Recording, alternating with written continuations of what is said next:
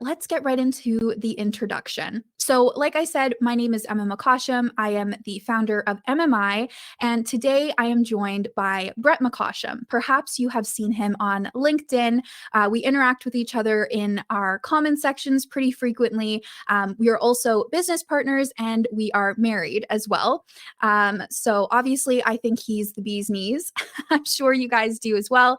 If you've never heard of him before or you don't know who he is, please feel free to go and give him a follow or a connection on LinkedIn. He would love to meet you, I'm sure. So Brett is a HR, so human resources specialist. He has 5+ years in HR. He also has some marketing experience as well. He is in the process of growing his personal brand. He's very close to 4,000 community members, which is very exciting for him. And he is going to share his knowledge and his experience with us today so that we are able to optimize our resumes and give us the best shot as candidates when we are applying for jobs, especially in marketing. So Brett, I would love if you could pop on your camera and your mic so I can see you and we can get started. Hey everyone, thanks for having me on, Emma. Hi, Brett.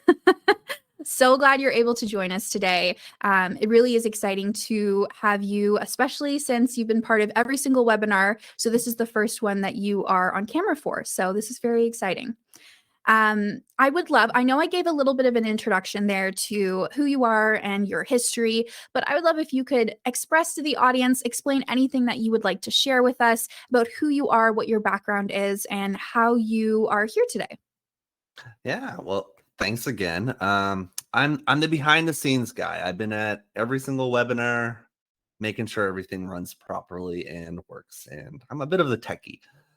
So like you said, I have about 5+ years experience in HR, as well as a few years of marketing experience. I've worked in a recruitment kind of aspect for educational facilities, nonprofit, and government facilities.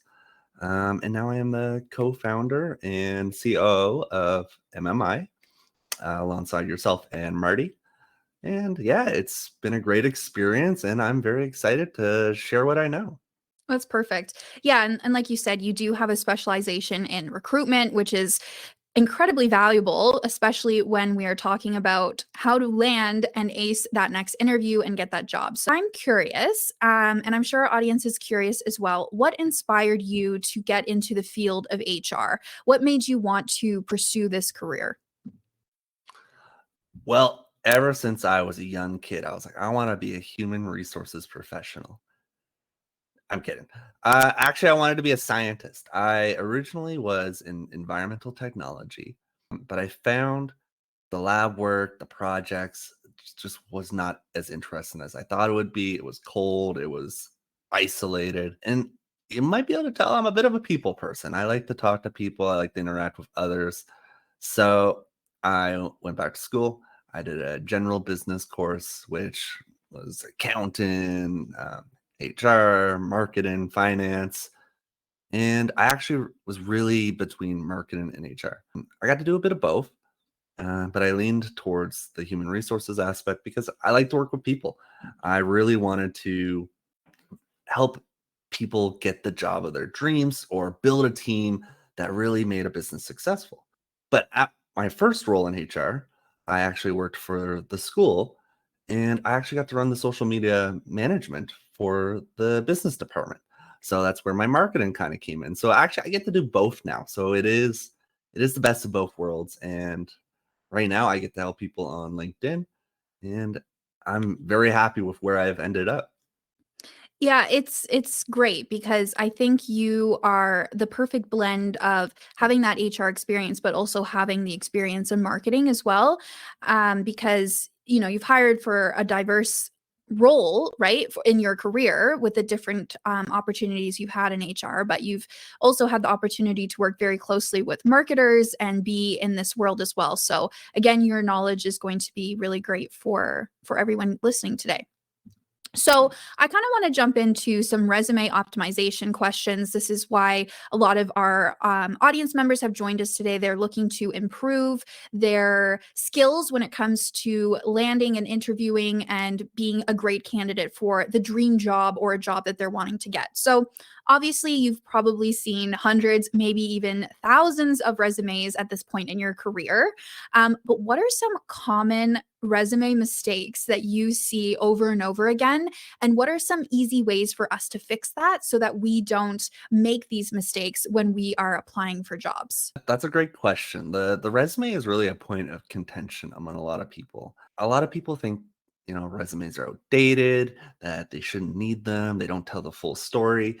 But the fact is they're here to stay. They're not going anywhere anytime soon. So getting the resume right is very important. So the obvious mistakes people make on their resume are typos.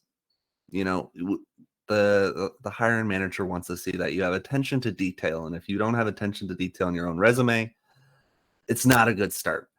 Not aiming at keywords, there's oftentimes applicant tracking systems. They are computer systems that will look for keywords in your resume, and often those keywords are in the job description. They're in the job posting. So really find keywords and put those into your resume and your cover letter will really help. As well, not really a mistake, but more so unnecessary. You don't need to say references are available when asked for. It's kind of assumed. So that's taken up space on your resume. You really only want 2 pages for your resume. So you only have a limited real estate for content. So if you have references available upon request, that's taking up space. That's the next one. Anytime a resume is 3, 4, 5 pages, the hiring manager is not reading those. It doesn't matter how much experience you have. There's a way to sum it up quick enough to draw the attention of the hiring manager. Those are the main mistakes I can think of. Oh yeah, if you're gonna mention the job posting in your resume, make sure it's the right job posting. I've seen a lot of resumes with the wrong job in the resume, or like they're applying for marketing coordinator, but in their job it says they want this Wendy's cashier position. It just tells me you're just throwing this resume out there, which again, you want to make your resume specific to each job. Yeah, that's great. I'm glad you mentioned the having your resume not be, 10 pages long and include all of the jobs, including maybe that you were a babysitter back when you were 10 years old. Because I do find that sometimes we have a resume and then we just keep adding to it and adding to it. So it's good, like you said, to really make sure you're refining the application and the resume for the job, because you're right. A hiring manager, they don't have all day. They're probably looking through hundreds of resumes. I know that you do that. So you have to stand out. That kind of leads me into my next question. So, marketing in particular is a really competitive industry. A lot of fantastic people, a lot of great talent, and you have to stand out when you are applying for a marketing role, right? As a candidate. Is there anything that we can do to help our applications stand out, to help us stand out when we're applying for something, specifically for the resume? Are there any ways that we can stand out amongst the crowd? For the resume, okay, that is a good question. So the resume is really the bare minimum, if I'm being honest. You need a resume, you need a cover letter for any job. To make the resume stand out, it can't be word vomit. It has to be formatted nicely, but you got to be careful formatting because that can mess with applicant tracking systems or ATS. I would definitely include a link to your personal social media if it's optimized, right? If it's a link to your Facebook and there's a picture of you drinking and partying last night and saying inappropriate things, doing inappropriate stuff, probably don't include a link to that. You want to really make it clean and try and hook them as soon as possible. Your objective or your mission statement at the top of your resume, it should be specialized to that position. And then another thing is include statistics and numbers in your resume. Don't just say, I helped sales team increase sales by a lot. Say, I helped the sales team increase sales by 20%. I've made this much money. I made $1 million in revenue. Give a specific number. You need specifics. So again, the resume, if I'm being honest, the resume is the bare minimum. It shows you have the experience. That's not alone going to get you the job. It might get you the interview, but it won't get you the job. Okay.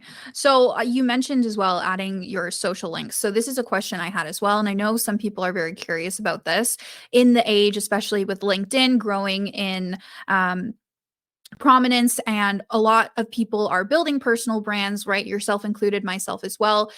Do you recommend, I guess you kind of answered my question here, but so you do recommend having your personal brand linked to your resume? That would be a good idea, especially if you've optimized it. Is that right?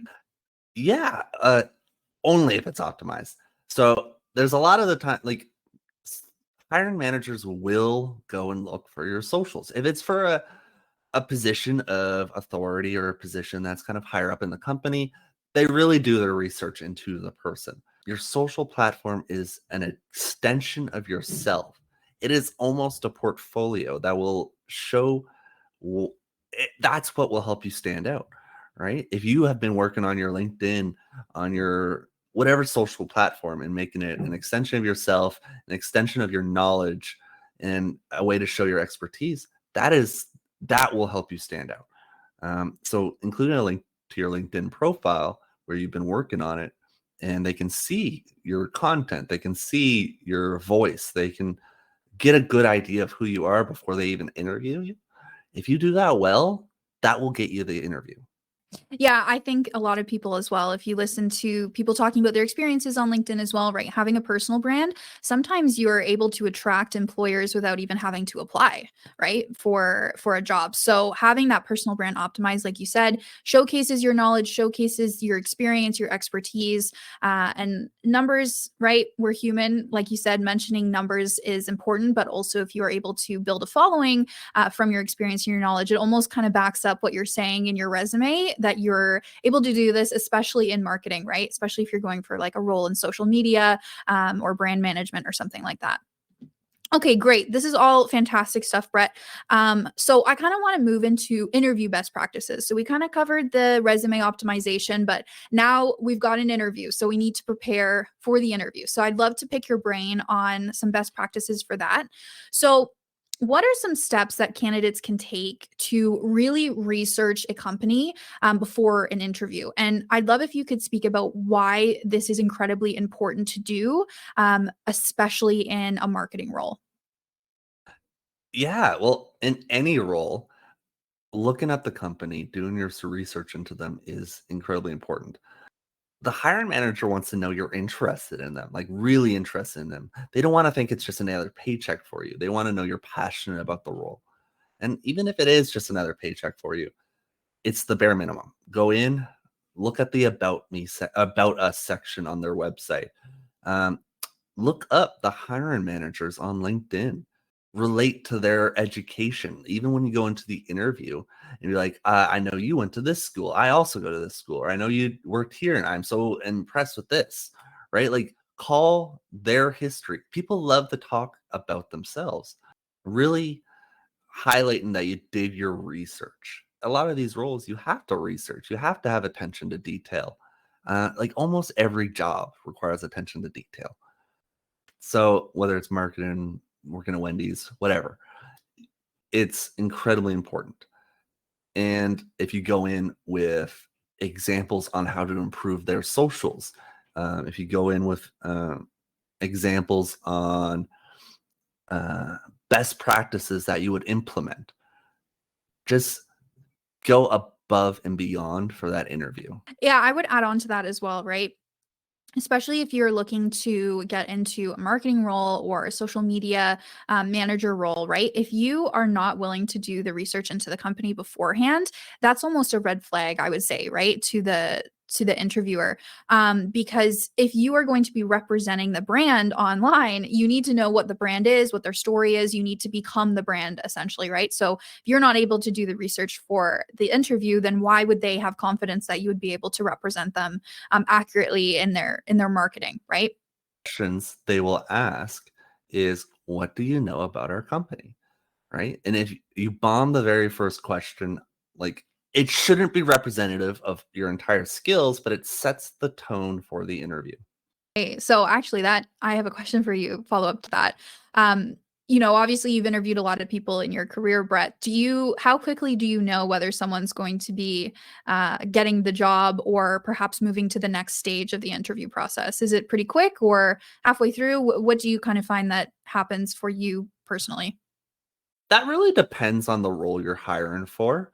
There have been times where I thought a person 2 questions in was not a good fit, and then they somehow pulled it back around. There have been times where I thought a person was a great fit, and then by the end, they somehow lost it. You really can't always tell. There are times when you think someone is gonna lose it within 2 questions, and you're right, but it's not all of the time. So, never go in thinking, "Oh, I blew the first 2 questions, it's done," because that's not always the case. So there's always a chance. There's always the opportunity to turn something around. I believe in second, third chances, especially in an interview. If you can really, it, the interview is really about confidence. Um, Most of the people going into the interview have the skills to do the job. They really want to see that you're a good fit, that you have the personality to gel with them, that they have the people skills to really interact with others. Because chances are, if you didn't lie on your resume, they looked at your resume and they're like, okay, they meet the requirements. So let's see if they meet our culture requirements. They meet the personality requirements we have. So the interview questions really, like, you can turn it around at any point, but you can also lose it at any point. I don't want to put pressure on people, but like, what I'm trying to really hit home is, it's never too late to turn it around. I love that. That's great. Okay. So yeah, just I guess continue to do the best that you can in the interview and keep going. Great. Okay. So I'm glad that you mentioned interview questions, because one of the questions that I know a lot of interviewers ask, yourself included, I've been asked this in interviews as well, is what are your weaknesses? And this might sound like a really scary question because you don't want to necessarily talk bad about yourself in an interview, especially if you're trying to impress the interviewer. So, from your professional experience, and from an HR perspective, when the interviewer asks the question, what are your weaknesses? What are they actually asking? What are they looking for?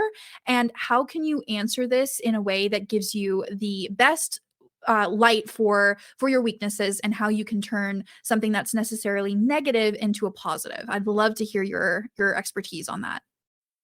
Yeah. Well, if you say you have no weaknesses, red flag, because everyone does. And the interviewers know everyone does. So never say you have no weaknesses. It is just not a good answer. Marty and I were talking about this the other day, and he also did a lot of hiring back in his day. And he would always say, tell them what the weakness is and tell them how you're tackling that weakness, how you're trying to overcome that weakness. Because the interviewer really wants to see that you have self awareness, that you know you have flaws and you're willing to admit to those flaws, but you're trying to overcome those flaws. Unless you're like, I have anger issues and I hate working with people, that might not be the greatest weakness to admit.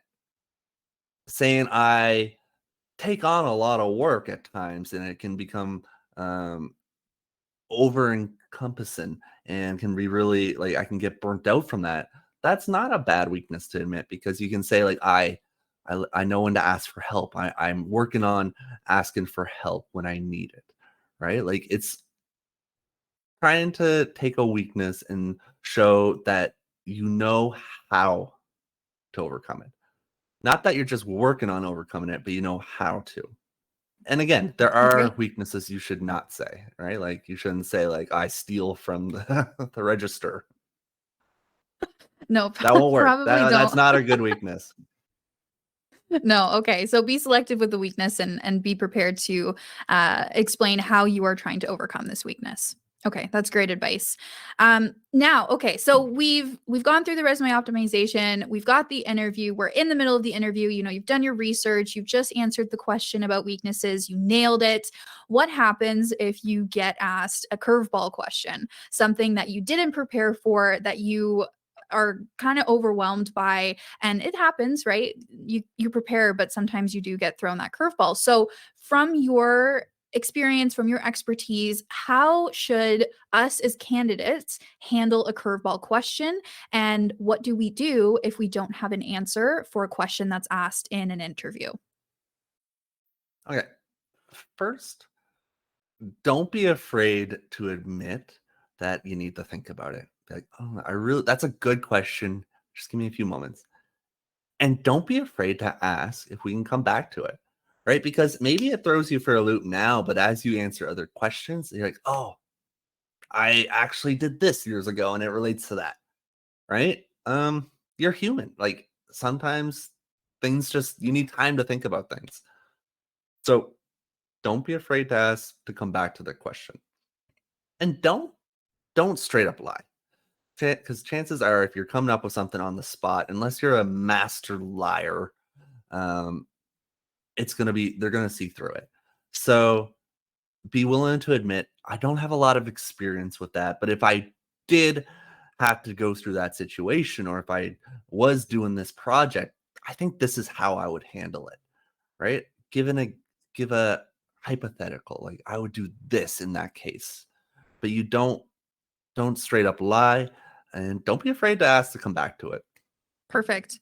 Okay, so one of the questions I really want to ask, and I think for our audience in particular, it's something that many of us experience, especially in marketing, right? So in a marketing interview process, it's pretty common to get given an assignment, like at some point during the interview, and it's a tricky thing because if you're given an assignment that requires you to do a large amount of work, right? Say like 40 hours of work or something, they've asked you to design a content calendar for the next 3 months, or they've asked you to do a bunch of videos for the brand, you know, depending on the role. How do you handle having this assignment given to you, right? You want to impress the employer, you want to get that job, but at the same time you don't want to give out work for free. So in your experience, how do you handle that as a candidate? How do you go about that? And is that a red flag? Like what is your opinion on giving out large assignments during the interview process? So I would look on it at it on a case to case basis, right? Are you applying for some startup that's quite small, doesn't have a huge history, doesn't have a whole lot of acclaim to it, and they're asking for a 40-hour assignment? I would see that as a red flag. If you're applying for like Microsoft as a senior director of marketing and they give you an assignment, that's probably to be expected. Um, and I think you got to look at a case by case basis, and you got to set your own boundaries. You got to ask yourself, is this worth my time? If they're asking for these assignments, do I trust their decision making process? Do I trust that they're not exploiting my work? They're not going to use it? Right? Like there's a lot of things to consider. I think really you got to look at it individually and ask yourself, do I really want this specific position? Because if that's their process, chances are that's their process. And you can't be like, no, I'm not giving that to you, because they're not going to hire you then in that case, because there will always be other people willing to do those.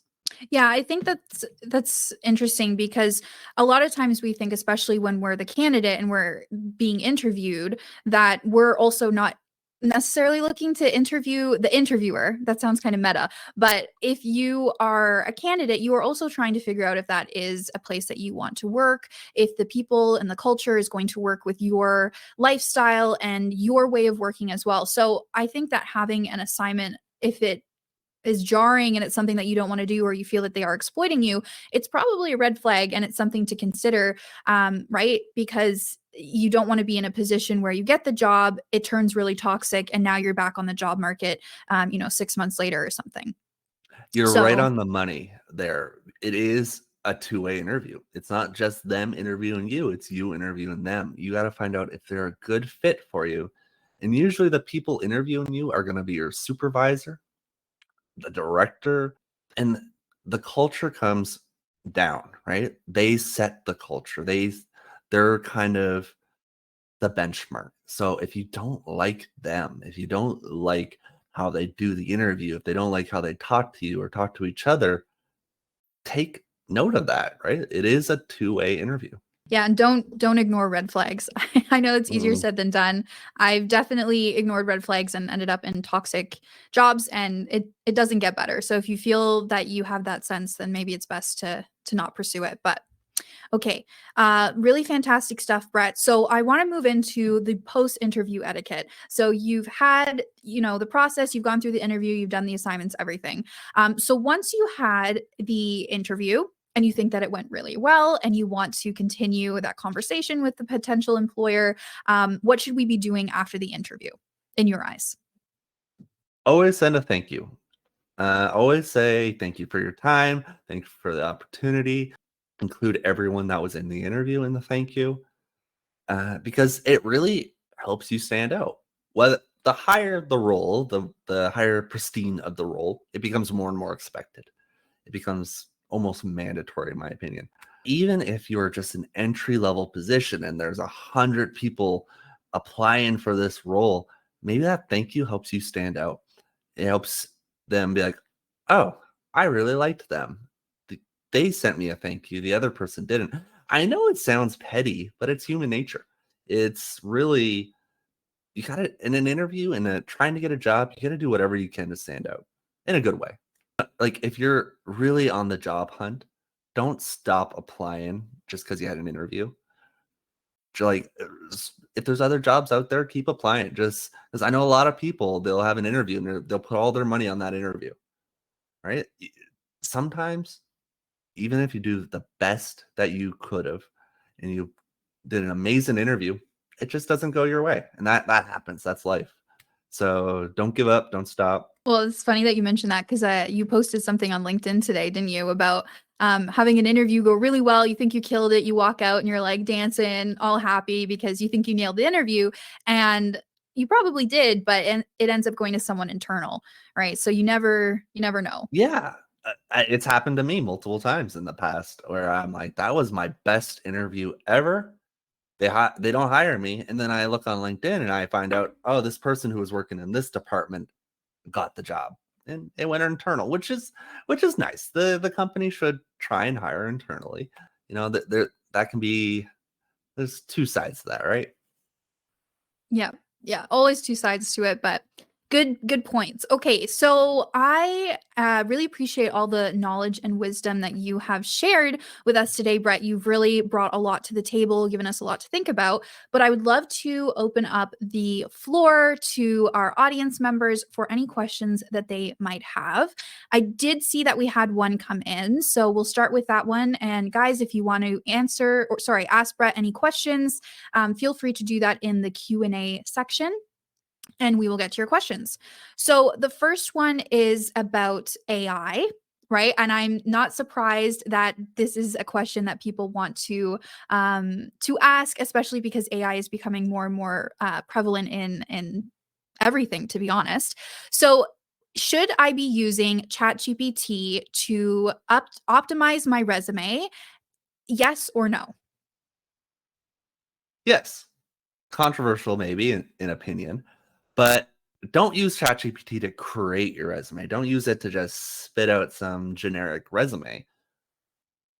What I would recommend is find a job posting, the job posting that you're interested in, and put it into ChatGPT and ask it for keywords. And then I would put those keywords into my own resume myself.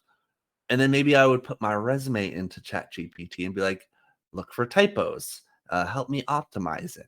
Don't take a complete resume from ChatGPT. AI is a tool, not a replacement. So I would 100% use AI. It's a great tool and it's very helpful if you use it properly. But if you use an AI resume, the hiring manager will notice it right away. Yeah, I AI is a great tool, like you said, right? But we just have to make sure that we're using it accordingly. So we had another question come in here, Brett, and I'll just read it out, and then you can answer it if that sounds good. Sure. So I have extensive experience in corporate communications, graphic design, and branding, and would like to pivot to digital marketing. But I have less than 1 year experience in digital marketing. How can I market myself as an effective digital marketer for a mid level capacity, not entry level? Interesting. Okay. So if you're trying to go past the entry level, you got to really highlight the skills in your resume related to digital marketing. So if you're taking any certificates, any courses, I would really highlight those. And then I would really start on your personal branding. I would, be on LinkedIn, start like sharing your knowledge and your experience in digital marketing. Because like you said earlier, once you build up your personal brand, you don't even have to apply for jobs. Sometimes people send jobs your way. So build up your personal brand, build up a portfolio. How that would look for digital marketing can be very different. And that might be your personal brand. Your social media might be your digital marketing portfolio. So, and connect with people in the industry. I don't know, it's something like 80 or 90% of jobs are not posted, right? So, if you connect with the right people, they might send a job your way. So, really work on building that personal brand and building that network and optimizing your resume to target those jobs that you're interested in, right? Highlight what you do have, not what you don't. 100%. All really great advice, Brett. I think as well, like you said, having your personal brand, even if you have less than a year experience in digital marketing in your career, you're able to leverage that personal brand, especially if you gain some traction on LinkedIn or whatever platform you decide to host your personal brand on. I recommend LinkedIn because that's where hiring managers typically are spending their time. But yeah, you're able to post what you're learning, and I do think that that's important as well, that sometimes we feel that we have to know everything before we start our personal brand, but you don't, right? We're all learning. Nobody knows everything. So even if you are reading a book about digital marketing and you come across something that you really find interesting or helpful, write about that and post about it on your personal brand because you can learn at the same time as gaining traction for your personal brand. Okay, so we've got another question come in, Brett. So, what would you say is the minimum time in a new job before applying to another internal role? That's a really great question. That's a good question. It's different every company, right? So I've worked for unionized environments where they have actual rules on how often you can apply for different roles. Um, for most companies, I would just say apply. If they think you just moved into your role and they don't really want to move you around yet, they just won't interview you. But it doesn't hurt to try. And I think if you leave with anything from this interview today is it doesn't hurt to try. It doesn't hurt to apply for the job, even if you don't think you're qualified for it. It doesn't hurt to apply for the internal job, even if you just got this role, right? Because maybe that role comes up and they're like, oh, wait, you're actually a perfect fit for that job. But we didn't have it when you applied for the other job. So really just go for it. Unless there's a policy, then you might have to follow the policy. But most of the time, there isn't. Perfect. Okay, great answer. We have a question about ATS systems. So, can you explain what an ATS system is and how can I optimize my resume to get through it?